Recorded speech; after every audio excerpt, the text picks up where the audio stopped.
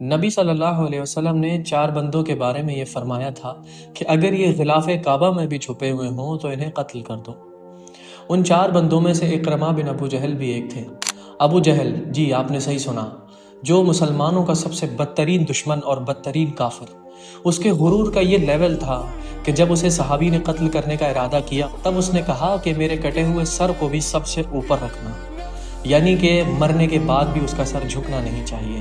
اور اسی کے بیٹے اکرمہ بن ابو جہل کے بارے میں ہم بات کر رہے ہیں۔ حضرت اکرمہ بن ابی جہل رضی اللہ عنہ۔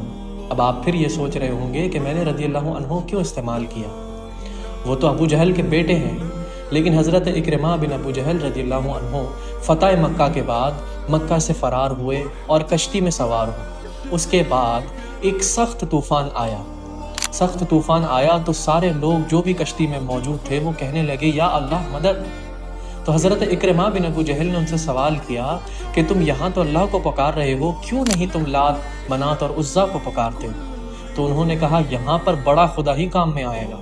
تو حضرت اکرمہ بن ابو جہل کے دل کو یہ بات لگی اور انہوں نے اللہ سے وعدہ کیا کہ اے اللہ، اگر تو مجھے اس بار بچا لے گا تو میں مدینہ جا کر کے نبی صلی اللہ علیہ وسلم کے ہاتھوں بیعت کروں گا۔ اور یہی ہوا۔ پھر اللہ نے حضرت اکرمہ بن ابو جہل رضی اللہ عنہ کو اس تیز طوفان سے بچایا۔ پھر حضرت اکرمہ رضی اللہ عنہ آپ صلی اللہ علیہ وسلم کے پاس حاضر ہوئے اور آپ صلی اللہ علیہ وسلم کے ہاتھ پر بیعت کی اور مسلمان ہو گئے۔ اس کے بعد حضرت اکرمہ بن ابو جہل مسلمانوں کی طرف سے لڑتے ہوئے رومن امپائر کے خلاف جو جنگ تھی اس میں شہید ہوئے۔ اللہ اکبر!